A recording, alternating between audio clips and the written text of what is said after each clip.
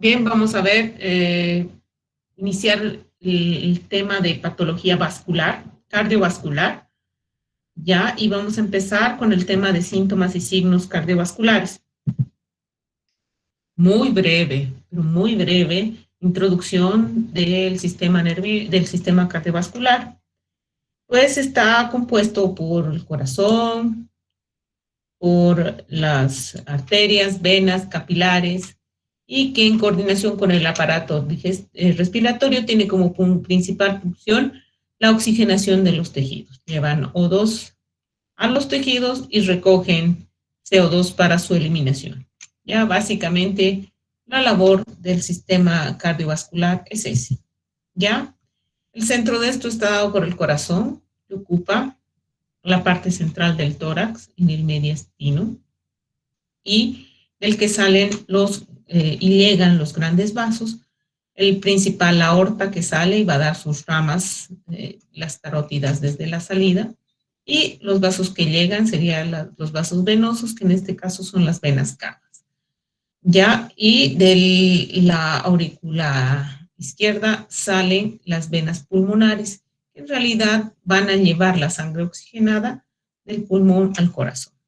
Ya el corazón es un músculo que está compuesto por fibras que tienen una autonomía, tienen una capacidad de autoexcitarse, y está además cubierto por un epitelio, que es el pericardio, y entre ellos hay un espacio, que es el espacio pericárdico, que tiene un líquido, el líquido pericárdico, y que de alguna manera tiene la función de proteger al órgano de los órganos vecinos. Ya está ubicado entre medio de los pulmones, por detrás está la tráquea y el esófago, ya, y por delante va a estar la parrilla costal y las estructuras de la piel y los piel, músculo y tejido celular, ¿ya?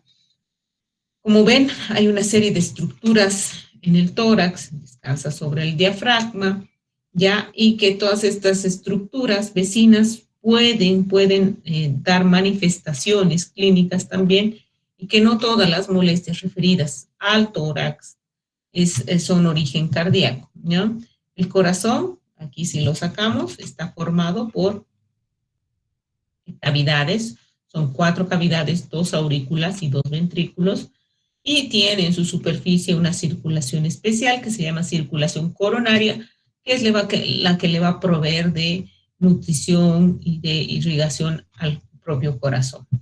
Ya, si nosotros partimos el corazón, vamos a ver estas 4 cavidades, 2 aurículas y 2 ventrículos, y que podrían funcionar como un corazón independiente, uno derecho y uno izquierdo. La aurícula izquierda está comunicada, o si quieren dividida, por un repliegue de la capa interna del corazón, que es el endocardio, y que van a formar las válvulas cardíacas, que son las que separan estas cavidades y tienen la función de evitar que cuando se contraiga el músculo cardíaco no retorne la sangre a la otra cavidad. Entonces, todo el lado izquierdo del corazón está relacionado con la distribución de sangre oxigenada a los tejidos. Y el corazón derecho, ya que está formado por la aurícula derecha y el ventrículo derecho, y separados igual por una válvula, que es la válvula tricúspide, pues tiene la función de básicamente impulsar la sangre a los pulmones para su oxigenación, ¿ya?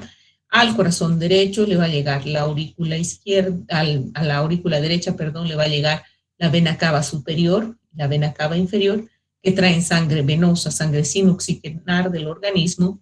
Ya con la contracción, la sangre pasa de la aurícula al ventrículo derecho, y después por la contracción es impulsada hacia la arteria pulmonar, que igual tiene una válvula para evitar reflujo, que es la válvula pulmonar, y a través de esta arteria se distribuye en el pulmón, se oxigena y es de vuelta a la aurícula izquierda a través de estos puntos que ingresan, que son las venas pulmonares, ya que llevan sangre oxigenada. Esta sangre oxigenada pasa por contractura de la aurícula izquierda al ventrículo izquierdo, ya, y del ventrículo izquierdo esta sangre oxigenada es distribuida a través de la aorta, que también tiene una válvula, la válvula aórtica, a todo el sistema circulatorio. ¿Ya? Entonces, este proceso de llegada, salida, es un ciclo cardíaco y se va a dar continuamente.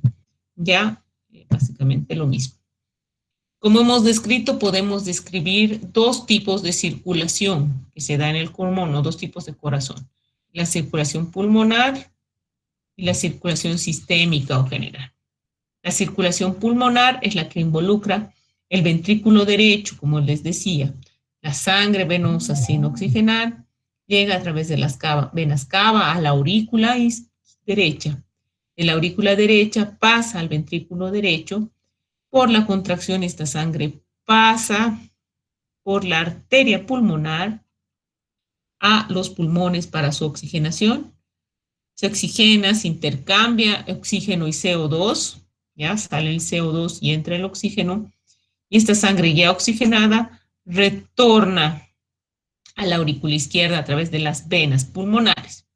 Ya, este proceso de mandar la sangre desde las venas, aurícula derecha, ventrículo derecho y pulmones, se conoce como circulación menor, ¿ya? Y su labor es oxigenar la sangre. Y el proceso de llegada de la sangre por las venas pulmonares a la aurícula izquierda, al ventrículo izquierdo y luego a la aorta para distribución a los tejidos, se conoce como circulación mayor, y que su función principal es la irrigación de todos los órganos y la distribución de CO2, a todos los órganos y el retiro de CO2. ¿Ya? Bien. Existen una serie de enfermedades que van a afectar al corazón y a los vasos. Estas enfermedades constituyen las enfermedades cardiovasculares. En este último tiempo se han constituido en una de las principales causas de muerte en el mundo. Es una de las principales enfermedades no transmisibles, es decir, no es infecciosa. Se calcula que en 2012 murieron 17 millones de personas por enfermedades cardiovasculares y representa el 30% de las muertes en el mundo, es decir, es una causa importante de mortalidad. Generalmente las enfermedades cardiovasculares van a afectar a países de ingresos bajos y medios y son una de las causas más importantes de mortalidad en este grupo. ¿Ya? Vamos a sacar esto.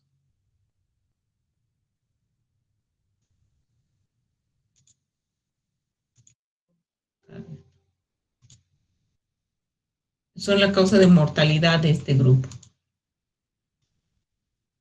¿Ya?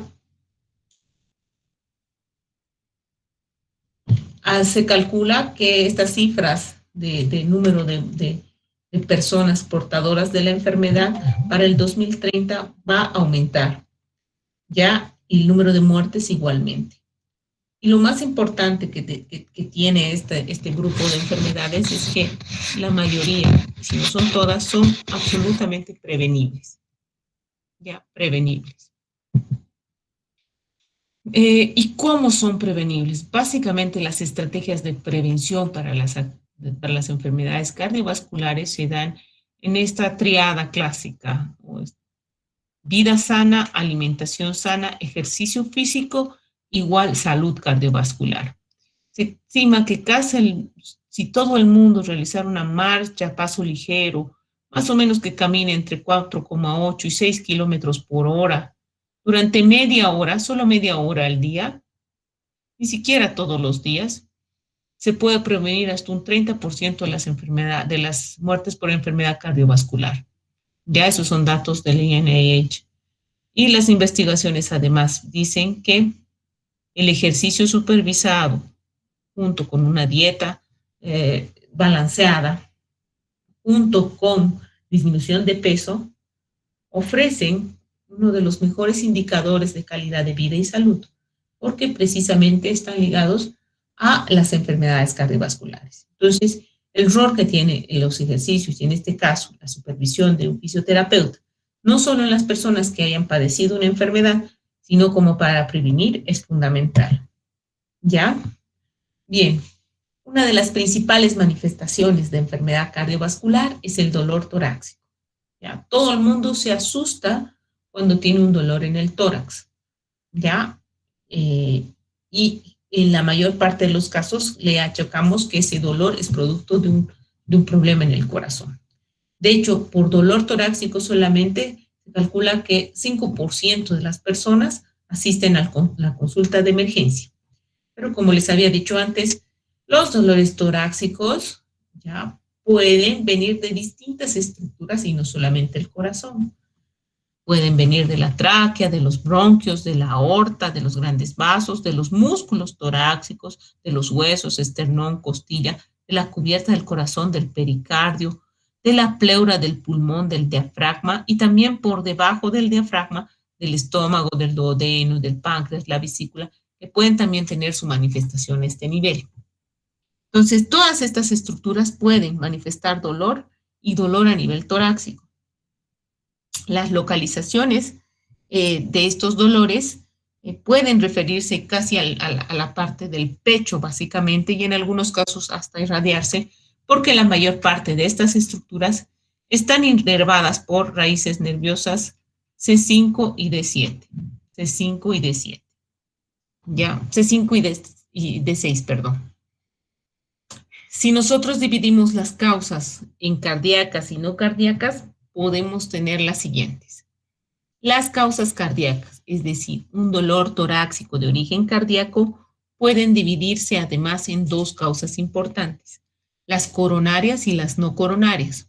Hablamos de coronarias cuando se trata de una alteración en los vasos del corazón, las coronarias.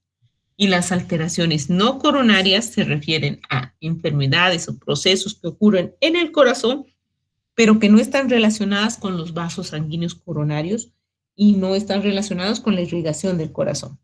En estos están las pericarditis, las miocardiopatías y las valvulopatías.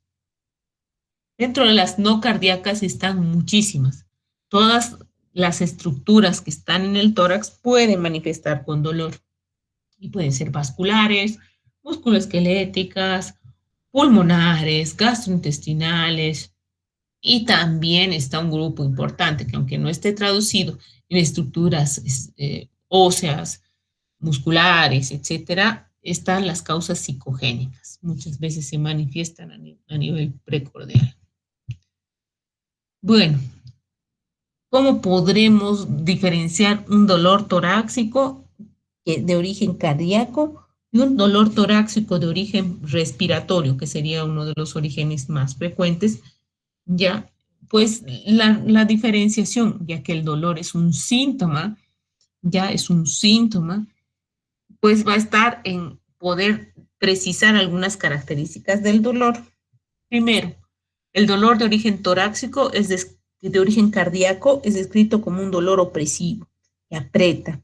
En cambio, el respiratorio será un dolor más tipo irritativo, ¿ya? Es decir, un dolor más agudo. La localización.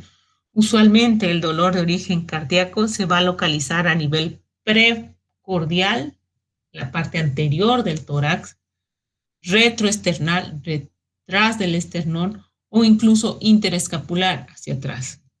En cambio, el problema respiratorio, la localización es variable y depende del campo pulmonar, pero generalmente es a nivel de las paredes del tórax, no tanto en la parte central, en la parte precordial. La irradiación es otra característica del dolor de origen cardíaco. Usualmente, el dolor de origen cardíaco se irradia.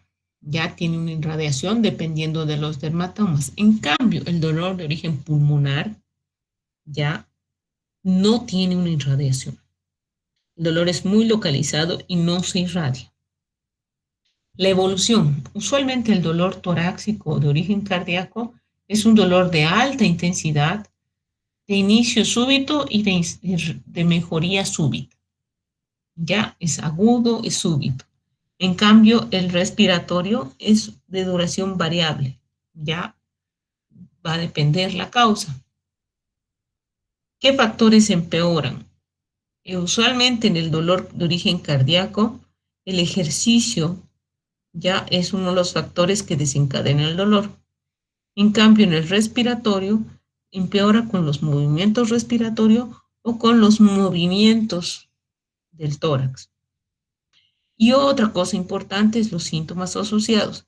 En el dolor torácico siempre hay síntomas asociados con la parte cardiovascular, que vamos a ver cuáles son. ¿Ya? En cambio, en el respiratorio, el síntoma más común que vamos a encontrar es la disnea, la tos, la cianosis.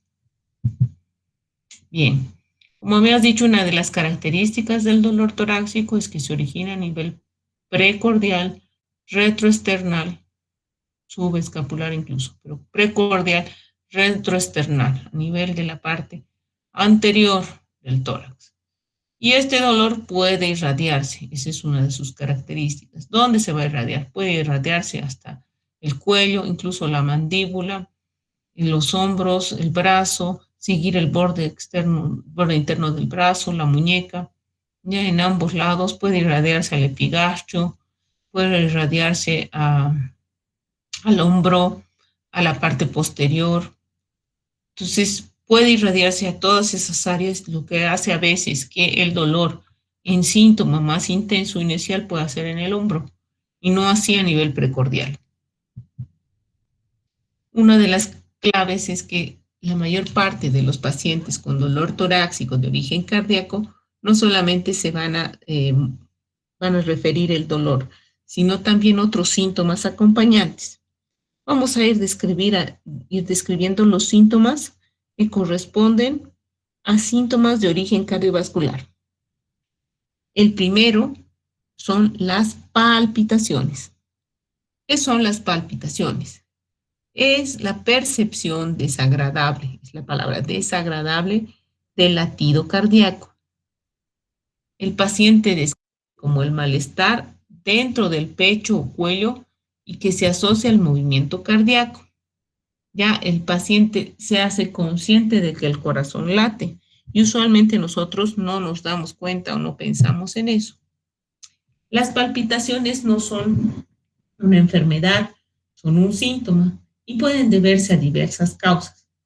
Entre ellas están causadas por medicación, causa cardíaca, por hábitos, por enfermedades psiquiátricas y también hay otras causas más bien relacionadas con situaciones fisiológicas, ¿ya? Las cardíacas que siempre van a resultar patológicas pueden resultar de arritmias o extrasístoles, ¿ya? Una falla en el ritmo del corazón va a crear una palpitación, ¿ya? O una cardiomiopatía, es decir, que el corazón esté tan dilatado que pueda tener focos independientemente de fibrilación, el que late. Ciertos medicamentos pueden desencadenar palpitaciones. Entre esos están los vasodilatadores, los anticolinérgicos. Y dentro de los hábitos, lo que usualmente se consume está la cafeína, por ejemplo, porque acelera el latido cardíaco. Las enfermedades psiquiátricas, todo lo relacionado con ansiedad. Y dentro de otras fisiológicas, situaciones fisiológicas, está el embarazo, el ejercicio también puede hacer. Más raro, la hipoglicemia, la anemia o las enfermedades tiroideas. Entonces, ¿cómo yo puedo diferenciar que ese paciente tiene una palpitación fisiológica asociada a otras cosas o tiene efectivamente una palpitación patológica asociada a una patología cardiovascular? Primero, lo que tenemos que hacer es hacer una anamnesis completa y preguntar al paciente, ¿ya? ¿Qué son para él palpitaciones? Nos tiene que explicar claramente si siente que late el corazón más rápido, si está describiendo efectivamente eso, otro tipo de molestia. La segunda pregunta es, ¿cuán rápidas son? Si son rápidas, puede tratarse de un ataque de arritmia. Si son irregulares, una fibrilación. O a veces es un grupo de latidos, un ratito y se pasa. ¿Ya? Entonces, esto nos va a permitir decir cómo las percibe el paciente. ¿Ya? Si son también su duración. Si el tiempo es muy breve, ¿ya? o si las palpitaciones son muy rápidas, más de 6 por minuto, esto puede tratarse de una, siempre breve pero recurrente, puede tratarse de una patología cardiovascular. Si ocurre solamente en situaciones determinadas, pues es muy raro que se trate de una patología cardiovascular. Y también si ocurren frecuentemente en el día, una u otra, cuando hace un ejercicio, cuando hace una presión, tendremos que pensar en una patología cardiovascular. La otra pregunta que vamos a hacerle al paciente es la gravedad de esto, ¿ya? ¿Qué hace el paciente cuando presenta las palpitaciones? ¿Necesita sentarse, acostarse, ha perdido la conciencia, ha tenido algún otro síntoma? ¿Ya? Y algo que hemos dicho, ¿cuándo se producen las palpitaciones? Cuando está haciendo ejercicio, cuando está renegando, cuando tiene una situación de estrés o cuando está en reposo, por ejemplo. ¿Ya? La mayoría de las palpitaciones que son patológicas van a producirse el paciente sin que precisamente esté haciendo una actividad física. ¿Cómo comienzan? Comienzan repentinamente, es decir, de un momento para otro. Uno puede provocarlas. Ya, si puede provocarlas, evidentemente no tiene un desencadenante cardiovascular. Y si están asociadas a otros síntomas. El otro síntoma importante es la disnea. La disnea se entiende como una percepción, ser perceptible, tener la sensación de un aumento del trabajo respiratorio. Siento que tengo dificultad, que me cuesta que entre el aire, me cuesta respirar. Ya es una sensación subjetiva, todos estos son síntomas de dificultad para respirar y usualmente está asociada a eso, una disminución de la capacidad ventilatoria ya del individuo. La disnea no solamente tiene causas cardiovasculares, sino tiene una serie de causas. Podemos dividirlas en causas cardiovasculares, en causas respiratorias, en causas mecánicas, en causas psicogénicas, enfermedades de origen metabólico u otras causas. Dentro de las causas cardiovasculares, las más frecuentes, problemas del miocardio, miocardiopatía, pericarditis, la insuficiencia cardíaca, las causas de isquemia cardíaca, que vendrían a ser las coronariopatías, las arritmias también, ¿ya? Las causas respiratorias. Dentro de estas causas está la EPOC, las enfermedades obstructivas crónicas. Esa es una de las principales causas. ¿Ya? El asma es la principal causa de disnea, la neumonía, infecciones de las vías aéreas, neumonías, el neumotórax, el derrame pleural, el tromboembolismo pulmonar. Pues las causas son variadas.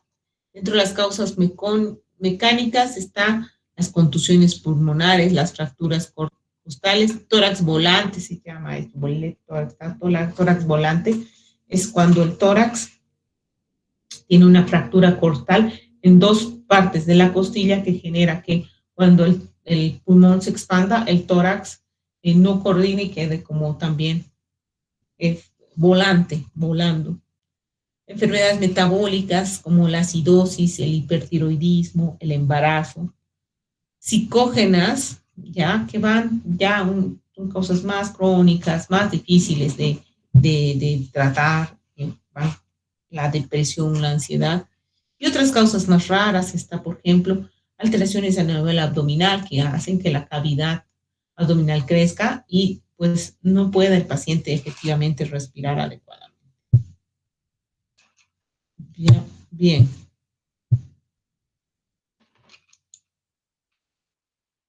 No quiere pasar. Bien. La disnea, a su vez, puede clasificarse en varios tipos.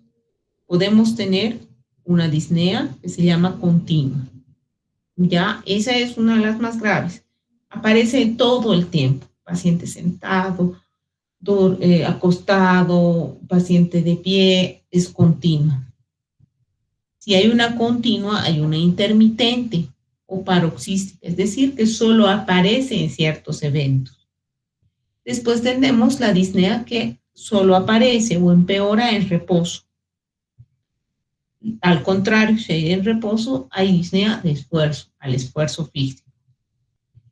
Hay disnea de acuerdo a las posiciones y vamos a tener la disnea en decúbito, si el paciente se acuesta, se echa, o ortopnea, y en decúbito lateral también se llama trepopnea o en posición vertical. Cuando el paciente está vertical, se llama platipnea. ¿Ya? Entonces, ustedes ven aquí la disnea, la clasificamos por el tiempo de presentación, por la relación con el esfuerzo y por la posición en la que se presenta.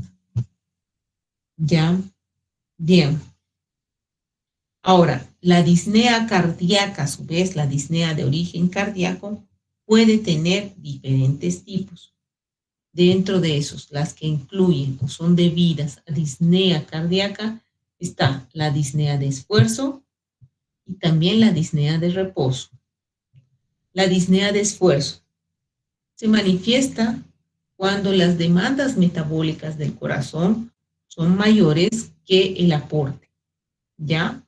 Y esto sobre todo cuando el paciente hace un esfuerzo que va a ir de grado diferente. A veces es un esfuerzo a grandes esfuerzos y va bajando, ¿ya? La disnea de reposo representaría la más grave de las disneas cuando el paciente está en reposo o acostado, ya tanto físico como mental. La disnea de reposo, a su vez, puede tener dos tipos. Una disnea continua y una paroxística que habíamos dicho. La disnea continua es aquella que es persistente, paciente acostado, paciente dormido, paciente despierto, caminando, tiene igual disnea. En cambio, la disnea paroxística, a su vez, podemos calificarla en diurna y nocturna. Paroxística, que significa que aparece en cualquier momento, ¿ya? La diurna, pues, aparece en cualquier momento en el día. Y la nocturna es aquella disnea que aparece igual en forma brusca, ¿ya? Y episódica, solamente durante el reposo nocturno, ¿ya? Durante el reposo nocturno. ¿Qué es lo que ocurre? ¿Por qué se produce esta disnea paroxística? El mecanismo está relacionado con la reabsorción del líquido intersticial. ¿Ya? Reabsorción del líquido intersticial del pulmón. Perdón, líquido intersticial a nivel de los vasos venosos del cuerpo. Entonces eso genera que más sangre, cuando está acostado el paciente, pueda retornar hacia las venas cava, ¿ya? Y de ahí al corazón. Como el corazón trabaja con más volumen, aumenta la presión de las arterias pulmonares, ya manda esta sangre hacia los pulmones con una presión aumentada y esa presión provoca que salga líquido de los vasos sanguíneos hacia el intersticio pulmonar y eso genera lo que nosotros llamamos congestión pulmonar, lo cual hace que el paciente acostado, durmiendo, despierte bruscamente por esta sensación de ahogo que tiene porque los pulmones están congestionados. Ya a este tipo de disnea nocturna se llama disnea paroxística nocturna. ¿Ya? El otro tipo de disnea de reposo que está asociada a enfermedad cardiovascular es la ortopnea. Esta es una disnea cuando el paciente está en decúbito dorsal. Lo ponemos en decúbito dorsal e inmediatamente empieza a aparecer la disnea. Y esto tiene la misma fisiopatología, nada más que el paciente ya está un poco más avanzada su enfermedad que la disnea paroxística nocturna. En este caso, el paciente no puede dormir acostado y puede usar muchas almohadas para dormir casi sentado. Entonces, repasando, las disneas de origen cardíaco son las disneas de esfuerzo, la disnea de reposo y la ortopnea. La disnea de esfuerzo se produce al esfuerzo físico. Puede ser de grados, leve, moderado, más grave. ¿Ya? Usualmente para hablar de disnea de esfuerzo es que esta desaparece o cede en reposo. La disnea de reposo, la que hemos hablado, la disnea paroxística nocturna. Despierta el paciente en la noche con una sensación de ahogo, y eso es porque puede toser, puede emitir un esputo, y eso es porque el pulmón está congestionado por la mayor retorno de sangre de las extremidades del cuerpo. Y la ortopnea, que es ya una fase más avanzada, aparece de harto tiempo, en el cual el paciente no puede permanecer en decúbito dorsal. La disnea de esfuerzo, sobre todo la disnea de esfuerzo, de acuerdo al grado en el que aparece, el grado de esfuerzo físico, puede clasificarse en niveles. El grado 4, que es el inverso, el grado 4 que aparece cuando el paciente está en reposo completo, el reposo.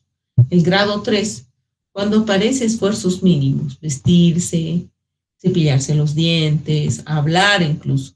El grado 2 aparece con esfuerzos moderados, caminar, subir escaleras.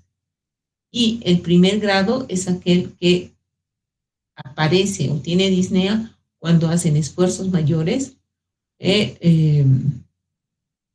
subir más gradas o caminar más kilómetros que anteriormente no le molestaba. Bien. El síncope es otro síntoma de compromiso cardiovascular, pero no exclusivamente compromiso cardiovascular. El síncope significa la pérdida transitoria de la conciencia. Hay una pérdida transitoria de la conciencia que se produce por una disminución del flujo sanguíneo cerebral, ya con un descenso de un 25% del volumen minuto. Ya usualmente el corazón manda al cerebro un flujo preferencial de alrededor del 30%. Entonces, cuando baja 25% del volumen, se genera un síncope. ¿Ya? En este proceso del síncope, del desmayo, participa también, sobre todo, el sistema simpático. ¿Ya? Es una de las causas, baja de tono el sistema simpático para que se produzca este evento. ¿Qué tipos de síncope tenemos? Básicamente 3 tipos de síncope. El síncope cardíaco, el síncope ortostático y el síncope neuromediado. El síncope neuromediado, el síncope vasovagal es el más frecuente y se produce por un estímulo vagal intenso. Esto generalmente se produce cuando hay una emisión intensa, un episodio de angustia intensa y genera una respuesta a nivel del simpático, una respuesta de emergencia del organismo y que hace que la sangre se redistribuya yendo hacia los músculos, ya vasodilate los músculos para oír, una alerta, y llegue menos sangre al estómago, a los intestinos y también, por supuesto, al cerebro. Y esto crea este síncope, este desmayo. Y tenemos otras características que en realidad no son las más frecuentes. El síncope de origen cardíaco usualmente está relacionado con alteraciones del ritmo, bradicardia. Ya bradicardia, la causa más importante, o que tenga, lo contrario, también una taquicardia. Y el síncope ortostático puede aparecer con cambios bruscos de posición, ¿ya? Ahora, cuando yo tengo un paciente con síncope, el paciente se desmaya, usualmente recupera y ya. En cardiología, el síncope puede también representar esto, un bajo flujo sanguíneo, pero no representa precisamente una atención de urgencia o que requiera otro enfoque. Entonces, por eso es que se han determinado los signos de alarma, cuando yo debo asustarme por un síncope. Primero, cuando el síncope está relacionado con un ruido fuerte o un estrés emocional. Eso puede tratarse de otra manifestación, no un síncope de origen cardíaco. El síncope durante el ejercicio físico tampoco es normal. Eso habla de que puede haber un corazón que está bastante insuficiente y está generando esto. El síncope insupino, es decir, que el paciente esté acostado, o el síncope asociado a movimientos tónico-clónicos generalizados. Eso correspondía a un tipo de epilepsia, convulsiones. Historia familiar de muerte súbita a menos de 30 años y el síncope que no calza en la historia clásica, que es aquel paciente que ha sentido, a veces inicia con un dolor, con una molestia, una sensación de mareo y el síncope. Entonces, si no tienes historia muy típica de lo que ocurre, no puede ser considerado precisamente un síncope vasovagal o cardíaco y buscar otras causas. Otro síntoma que uno lo relaciona más con el aparato respiratorio, pero también puede producirse a nivel cardiovascular, es la tos. La tos va a depender de la presencia de líquido en el espacio intersticial de los pulmones, ¿ya? A esta situación se llama edema pulmonar. Esto se produce porque hay un aumento del retorno venoso hacia el pulmón y el pulmón oxigena la sangre, pero no puede devolverla por una falla cardíaca igual, y esto genera que se acumule la sangre, se acumule el líquido dentro de los alvéolos, dentro del pulmón. Y esto, pues, puede generar esta disnea paroxística nocturna y también la tos, que es característica. La tos de estos pacientes, cuando hay mucho edema pulmonar, es una tos que puede ir acompañada de un esputo con estrías de sangre, ¿no? Como hilos de sangre. Entonces, la tos en esas circunstancias se constituye en un síntoma respiratorio, cardíaco. Otro síntoma que es bastante inespecífico, en realidad es muy difícil de precisar si es de origen cardíaco o es muy difícil de precisar el síntoma, es la fatiga. La fatiga es la sensación de falta de energía, de falta de energía. Todos en algún momento nos hemos sentido con falta de energía, pero para que sea patológica, esta falta de energía debe tener otros síntomas, o sea, un solo síntoma, solo fatiga, no podría indicarme un compromiso cardiovascular. Entre esos tiene que estar disnea, dolor torácico, palpitaciones, cefalea, ¿ya? Otras causas de fatiga están las enfermedades neurológicas, las musculares, las metabólicas, las pulmonares. Ya en todas ellas, la anamnesis nos va a ayudar a aclarar el diagnóstico. Otro síntoma de origen cardiovascular es la cianosis. La cianosis es la coloración azulada de la mucosa y de los lechos unguiales, la coloración azulada, y se debe al exceso de contenido de CO2 en la hemoglobina, fijada la hemoglobina.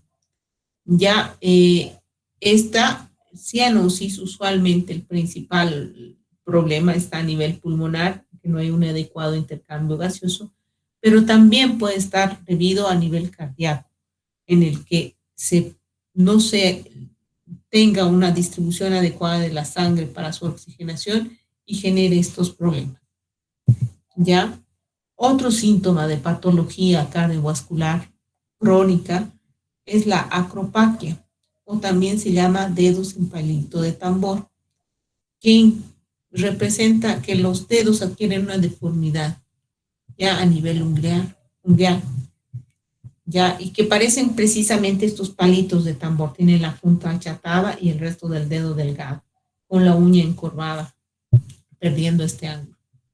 Esto denota una insuficiencia en la oxigenación crónica, como les decía, crónica de larga data y que puede tener su origen a nivel cardíaco.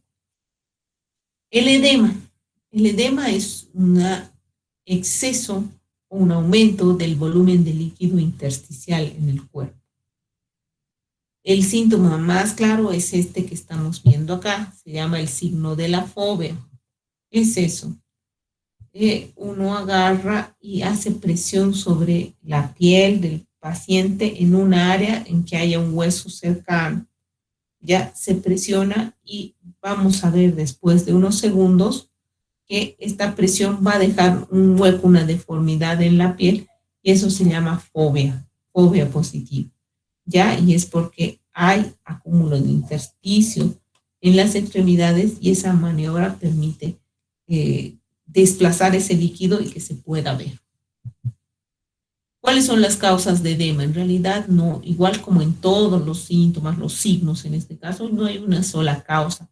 Es múltiple las causas. Y vamos a tener causas sistémicas que son principalmente, por ejemplo, asociadas al hipotiroidismo o a patología cardíaca, causas relacionadas con alteración en los capilares que aumente la permeabilidad o causas locales como ser la posición de Cleaver prolongada, la éstasis venosa. ¿Ya?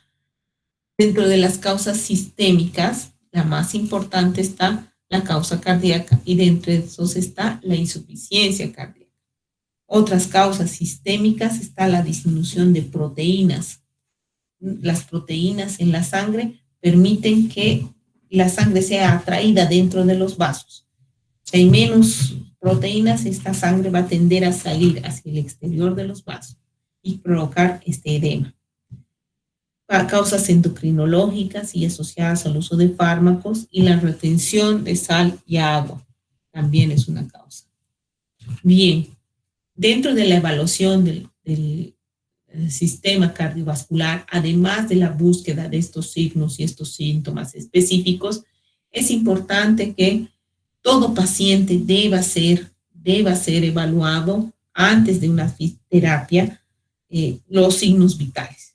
¿Cuáles son los más importantes? El pulso, la presión arterial, la frecuencia respiratoria, ya la temperatura.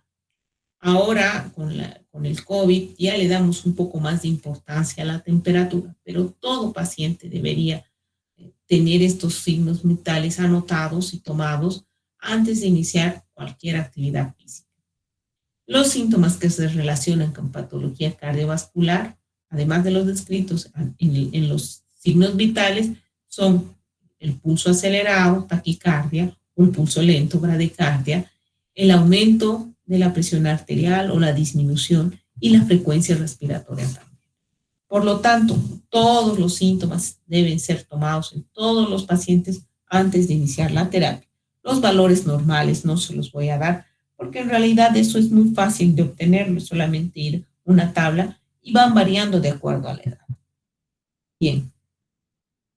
En conjunto, nosotros en este capítulo vamos a ver estos síntomas descritos en las enfermedades del corazón, ya que en conjunto se llaman cardiopatías. Hay muchas cardiopatías.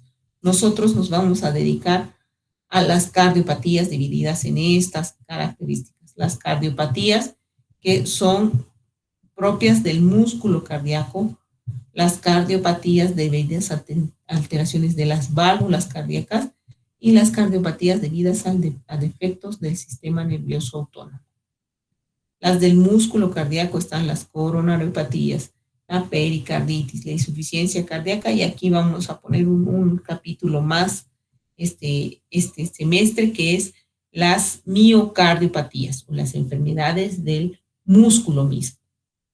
Las de los defectos de las válvulas cardíacas están dependiendo de las válvulas afectadas, mitral, tricúspide, aorta y pulmonar. Pueden ser afectadas por enfermedades como la fiebre reumática, la endocarditis y el prolapso de la válvula mitral, que todo vamos a describir. Y los defectos del sistema nervioso autónomo que están relacionados con el ritmo del corazón principal. Entre esto está la taquicardia, la bradicardia y una arritmia. Entonces, estos temas vamos a desarrollar a lo largo del capítulo de sistema cardiovascular. Entonces, este semestre vamos a comentar acá una patología más, que es la patología del músculo cardíaco. Bien. Como siempre voy a compartir